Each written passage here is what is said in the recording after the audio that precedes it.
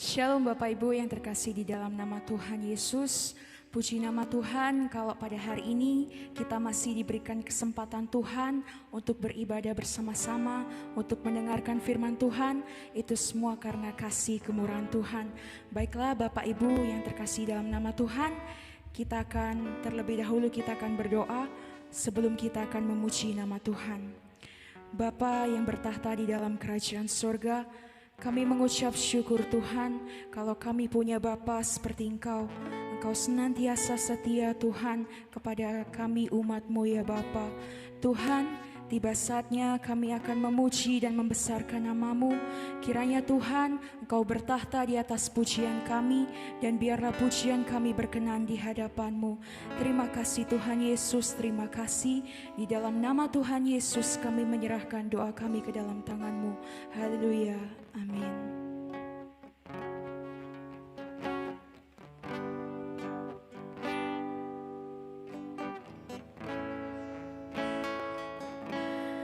Bawaku lebih dalam, masuk hadirat-Mu.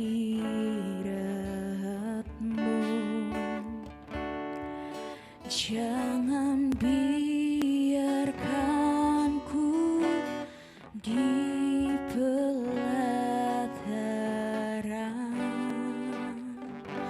hatiku selalu tenang, hatiku selalu tenang, masuk hadirat-Mu, menyembah-Mu dalam roh dan kebenaran. Oh, take me to your heart, to your heart. Biar ku selalu dekat. Take me to your heart, to your heart. Izinkan ku melihat kemuliaan-Mu, Tuhan. Take me to your heart. Mari kita bersama-sama menyanyikan biar ku selalu dekat. Biar ku selalu dekat, masuk hadirat-Mu. Jangan biarkan ku di pelataran, hatiku selalu tenang, hatiku selalu tenang, masuk hadirat-Mu, menyembah-Mu dalam roh dan kebenaran. Oh, take me to your heart, to your heart. Biar ku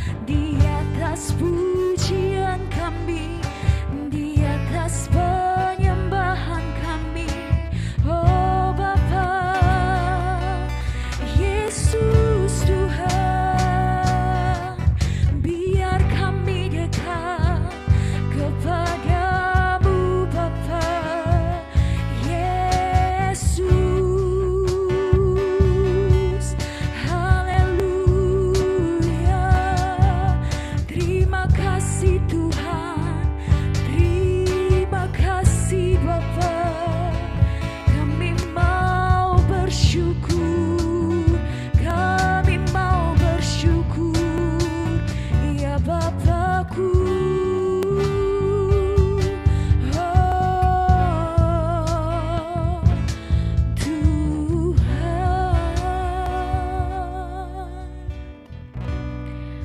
terima kasih Tuhan, terima kasih Bapa, bahwa kami lebih dekat. Mari kita bersama-sama bernyanyi, Take me to your heart, take me to your heart, to your heart.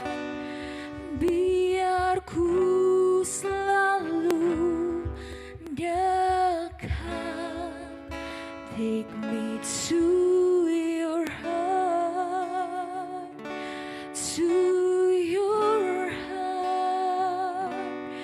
Izinkan ku melihat, take me to your heart, to your heart, Jesus. Biar ku selalu dekat, take me to your heart, to your heart. Biar ku selalu dekat, kemuliaan-Mu Tuhan. Take me to your heart, kemuliaan-Mu, kemuliaan-Mu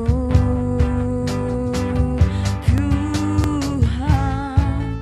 Take me to your heart. Terima kasih Tuhan Yesus, Engkau bertata di atas pujian kami. Kami bersyukur Bapa. Terima kasih Tuhan, terima kasih. Shalom, jemaat GPPS yang dicintai Tuhan Yesus. Saat ini kembali kita akan mengikuti ibadah PA dan kita memasuki firman Tuhan. Sebelumnya kita akan berdoa dulu. Terima kasih Bapa di surga, kami bersyukur Tuhan sebab Tuhan baik. Terima kasih untuk penyertaan Tuhan dalam hidup kami sepanjang hari-hari kami, dan kami menyerahkan seluruhnya ke depannya ke dalam tangan Tuhan. Sebentar kami akan mempelajari tentang firman Tuhan, kiranya Tuhan yang menolong kami untuk kami bisa mengerti dan kami bisa melakukannya dalam kehidupan kami. Dalam nama Yesus kami berdoa, amin. Puji Tuhan, Bapak Ibu Saudara yang dikasihi oleh Tuhan, jemaat GPPS yang dicintai Tuhan Yesus Kristus. Malam hari ini kita akan sama-sama belajar yang saya ambil dari surat Yakobus. Surat Yakobus pasal yang ketiga, ayat yang ke-13 sampai 18. Yakobus pasal yang ketiga, ayat yang ke-13 sampai 18. Siapakah di antara kamu yang bijak dan berbudi? Baiklah ia dengan cara hidup yang baik menyatakan perbuatannya oleh hikmat yang lahir dari kelemah lembutan. Jika kamu menaruh perasaan iri hati dan kamu mementingkan diri sendiri, janganlah kamu memegahkan diri dan janganlah berdusta melawan kebenaran. Itu bukanlah hikmat yang datang dari atas, tetapi dari dunia, dari nafsu manusia, dari setan-setan. Sebab di mana ada iri hati dan mementingkan diri sendiri, di situ ada kekacauan dan segala macam perbuatan jahat. Tetapi hikmat yang dari atas adalah pertama-tama murni, selanjutnya pendamai, peramah, penurut, penuh belas kasihan dan buah-buah yang baik, tidak memihak dan tidak munafik. dan buah yang terdiri dari kebenaran ditaburkan dalam damai untuk mereka yang mengadakan damai. Puji Tuhan. Bapak Ibu Saudara yang dikasihi Tuhan, surat ini ditulis oleh Yakobus. Yakobus ini saudara dari Yesus Kristus, dari anak dari Yusuf dan Maria. Dia juga saudara dari Yudas yang menulis surat Yudas. Yakobus ini berperan penting dalam setiap permasalahan yang ada pada masa itu, termasuk tentang pengaduan-pengaduan yang datang kepada gereja di masa itu pada waktu Petrus dan membawa permasalahan tentang haram dan halal makanan itu dibawa ke Yerusalem di dalam rapat, dan Yakobus berperan penting di sana. Yakobus menulis bahwa sikap dan perilaku bagi orang yang mempunyai hikmat yang di atas adalah seperti dituliskan di sini: pendamai, peramah, penurut, penuh belas kasihan dan buah-buah yang baik, tidak memihak dan tidak munafik. Bapak Ibu Saudara yang dikasihi oleh Tuhan, Yakobus ini seorang yang bijak. Dia bijaksana. Maka dari situ dia kemudian mendapat peran penting di dalam gereja. Surat Yakobus ini isinya sebagian besar adalah tentang penguraian terhadap pokok-pokok pandangan kekristenan di masa itu, hubungan Kristen dengan Taurat, hubungan kekristenan dengan keduniawian dan hal-hal yang lain. Jadi Yakobus ini termasuk orang yang menyelesaikan banyak masalah kekristenan di Kristen mula-mula, seperti tentang harta, godaan, kelakuan, tutur kata, kebijaksanaan, dan yang paling terkenal dari surat ini adalah iman dan perbuatan.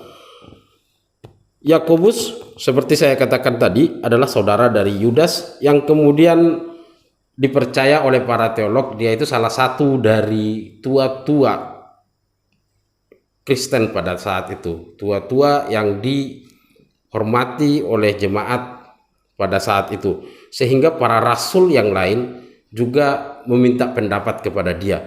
Para rasul yang lain juga ikut di dalam rapat yang di dalamnya ada Yakobus. Dan Yakobus ini bukanlah salah satu dari 12 murid, tetapi dia orang yang bijak.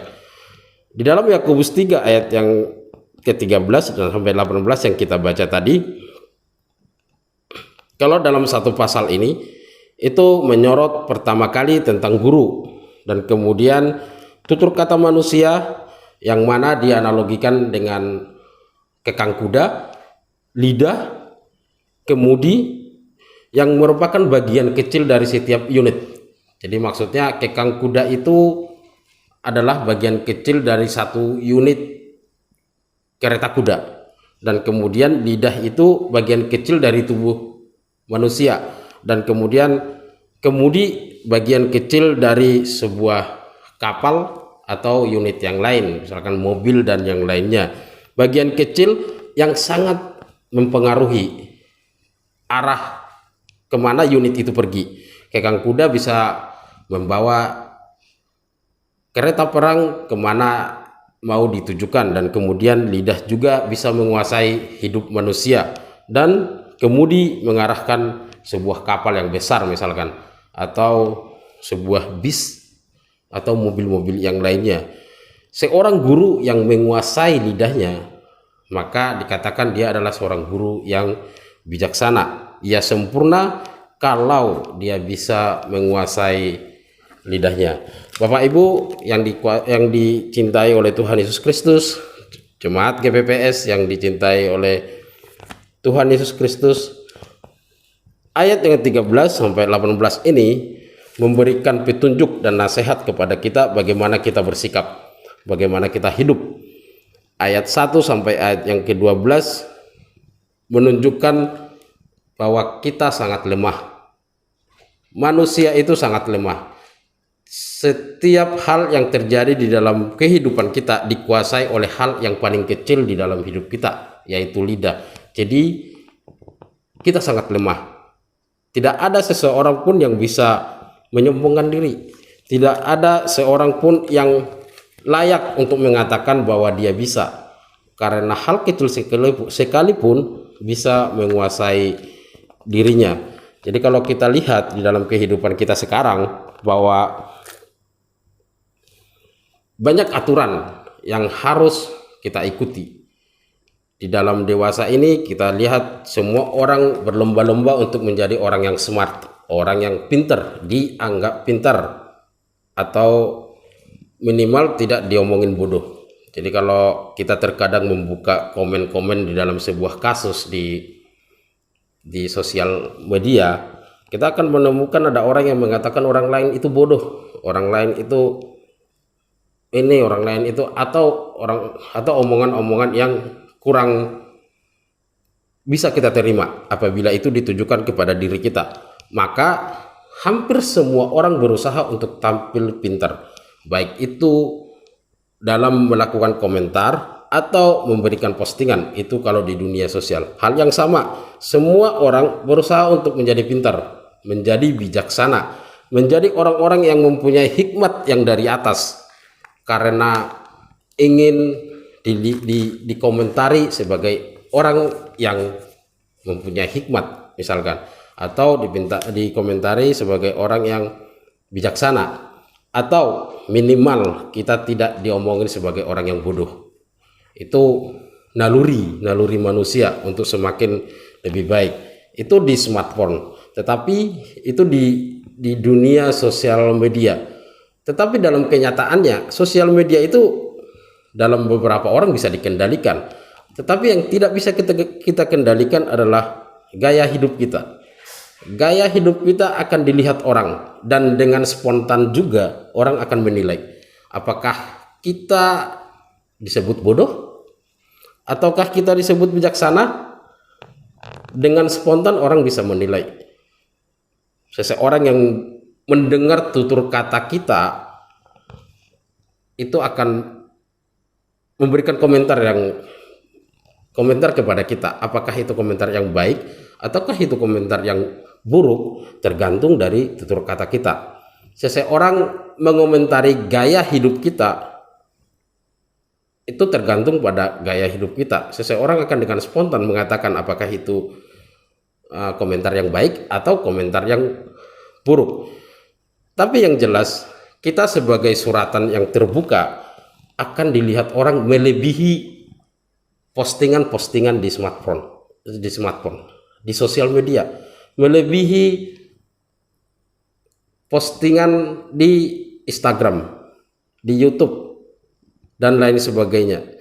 Karena kita sebagai orang Kristen menjadi sorotan. Kita sebagai orang-orang rohaniawan menjadi sorotan. Kita akan dilihat apakah perilaku kita buruk ataukah perilaku kita baik. Di dalam kehidupan kita sering tahu ada beberapa orang, ada beberapa rohaniawan juga yang kemudian berurusan dengan hukum, baik itu karena jempolnya mereka dengan komentarnya yang tidak baik, sehingga ada istilah yang mengatakan mencemarkan nama baik.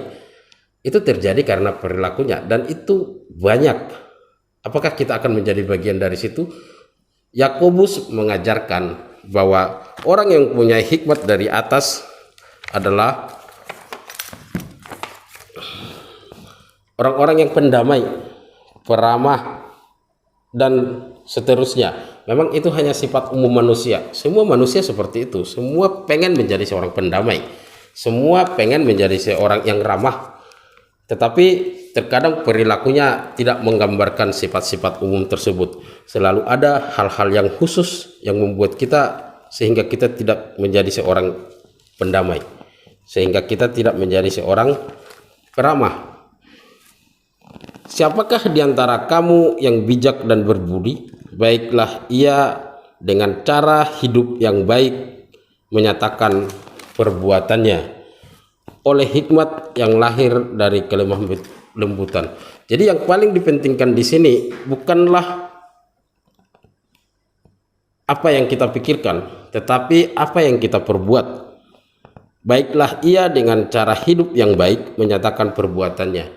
Baiklah kita semua dengan cara hidup yang baik menyatakan siapa kita sebenarnya, sehingga orang-orang bisa memberikan komentar yang baik, orang-orang bisa merespon yang baik akan gaya hidup kita, akan kelakuan kita atau tutur kata kita. Sehingga Yakobus sangat menyoroti apa yang disebut dengan tutur kata, terutama tadi tentang lidah, dan kemudian tentang gaya hidup, apa yang disebut dengan tidak egois dan lain sebagainya, dan kemudian menyatakan perbuatan, apa yang disebut dengan perbuatan kita. Yakobus mengajarkan kita di malam hari ini bagaimana kita menjaga tutur kata kita, bagaimana kita menjaga tingkah laku kita, bagaimana kita menjaga perbuatan kita, sehingga kita bisa disebut sebagai orang-orang yang sempurna dan disempurnakan. Jadi kalau di awal dari pasal ini disebutkan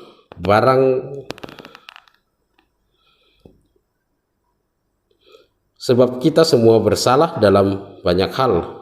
Barang siapa tidak bersalah dalam perkataannya, ia adalah orang sempurna yang dapat juga mengendalikan seluruh tubuhnya. Itu sempurna menurut Yakobus 3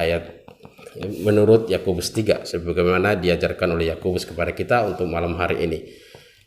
Mari kita menjaga gaya hidup kita, tutur kata kita, dan juga kelakuan kita, sehingga kita menjadi orang-orang yang dikomentari baik oleh orang-orang di sekitar kita. Dan dalam hal itu kita akan membawa banyak orang untuk kemuliaan nama Tuhan. Terima kasih untuk malam hari ini. Tuhan Yesus memberkati kita semua. Kita berdoa. Terima kasih Bapa di surga untuk malam hari ini. Kembali kami diingatkan oleh Tuhan untuk kami tetap berperilaku yang baik, bertutur kata yang baik, dan berbuat yang baik di dalam dunia ini, agar kami bisa dikomentari baik dan mendapatkan komentar-komentar yang baik dari dunia sekitar kami, sehingga kami bisa menjadi terang bagi mereka dan mereka bisa melihat Yesus Kristus ada di dalam kami. Terima kasih Bapa di surga, di dalam nama Yesus kami berdoa. Amin.